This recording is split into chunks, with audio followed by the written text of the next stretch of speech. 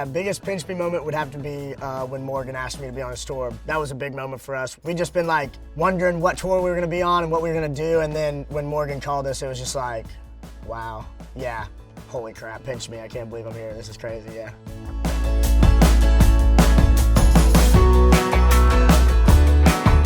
No, we worked on that song, so Rockin' a Hard Place, I had no idea that it would go anywhere. I didn't know that it would do what it's done. I really believed in the song when we cut it, and we worked like 3 or 4 months on that song. So we worked really hard to get it to where we wanted it, and when we released it, I was so nervous about it. You know, it was one of my favorite songs I'd ever cut. When it went really big and it started to do massive things, it was just like, holy crap, this is like the craziest thing ever. To answer your question, no, I never thought, I just didn't know what it would do. I'd never had success like that, and it like truly changed my life, so.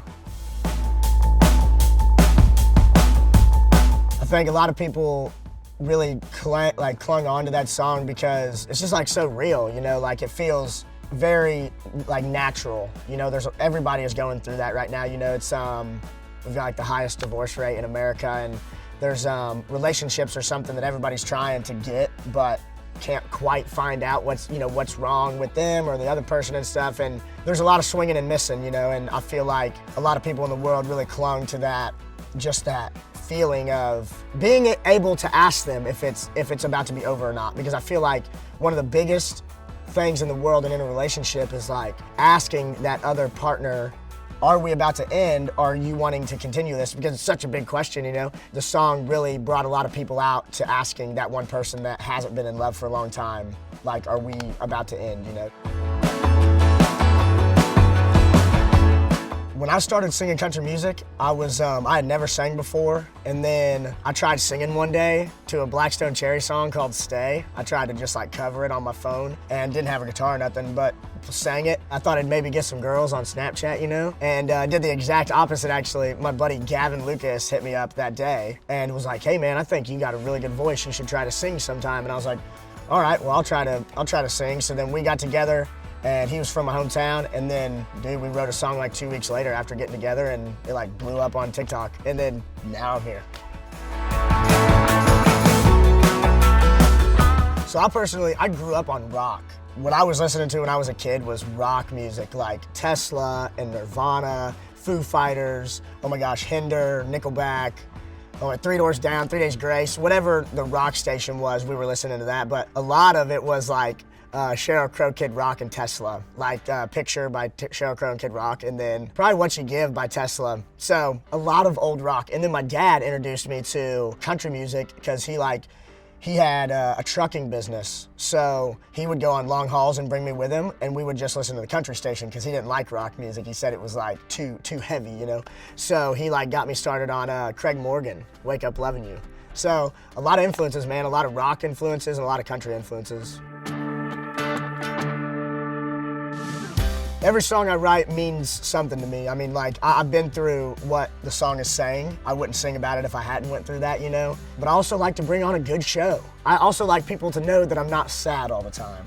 I am a fun person. I like to party. I like to have a really good time. So I would say the words mean something. Every word in the songs really mean something, and it's a story that I've been through. And I used to watch Randy Houser, and he's got a song called Like a Cowboy. When I heard that song, that's kind of when I thought, man, storytelling is really cool. So I really try to tell stories in my songs. I think that's easy to vibe along with, it's easier to understand, and then when you bring it into the arenas, it's gotta be rock. It's gotta be rock, you gotta have a really good show, and so we just take the sad songs that are country, and we make them a little more rock for the shows, so it's a rock arena vibe.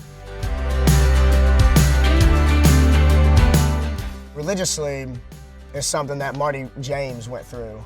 He's the writer on the song along with another guy. When he brought it to me, he told me the whole story about how him and his wife went through really, really hard times, and every time he looks back, it's just like, man, like, I thought we were gonna have this, but I'm looking at your Instagram pictures and obviously you've moved on with a kid and you've got this whole new love that you've always talked about. But to me personally, the song Religiously just means taking your pride and putting it to the side may help you in the long run, you know? In the song, it talks about he would have her if he would have just put his side, you know, the pride to the side, but instead he let his ego get in the way, and now he doesn't have her or anything, you know? And it's really a crazy story, and I've honestly been trying to grasp it myself, because I just never really got the meaning for it to me, but I gave up a relationship to really chase what I'm doing now. And now that I'm here, it's like, this was all for, you know, I might still have somebody that truly cared about me, but instead now I've chased this dream, and I'm very honored to be here, but not having her's rough, you know, and that's kind of where Marty is coming from. Is when he wrote the song, she had left him because he was working so much and writing so much and being on the road all the time. And now that he doesn't have her, he's realized, like, man, I would give it all back if I could just have you, you know? So religiously means putting your pride to the side and not letting your ego get in the way.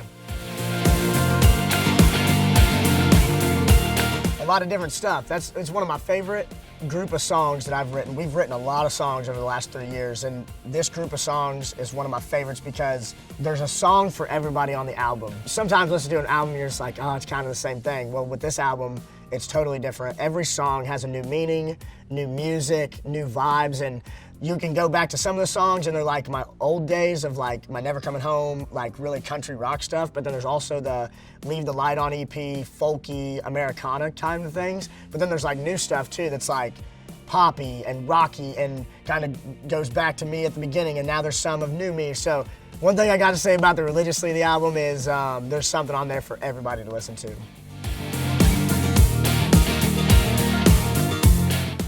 One of my favorite memories with Morg is we were in a bar and we were just hanging. We'd hung out for a while, you know, and like I know him pretty well now, but he would just like leaned over and he's like, hey man, you know you're like a little brother to me. And I'm like, dude, holy shit.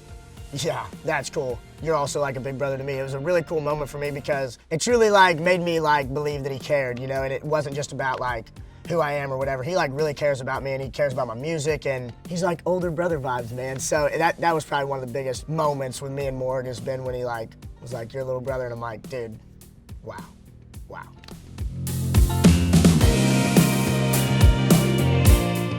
Don't miss a show.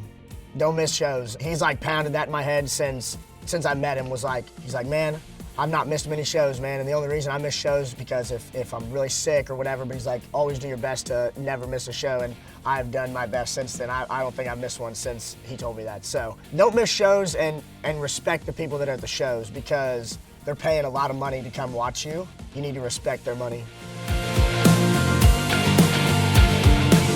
To me personally, on stage, it feels like, holy Lord, what is going on? I can't breathe. First of all, I can't breathe. Second, this is so much fun. And then I'll like catch a couple cool people out in the crowd and like vibe with them for a little bit. So honestly, my shows are like just lit, man.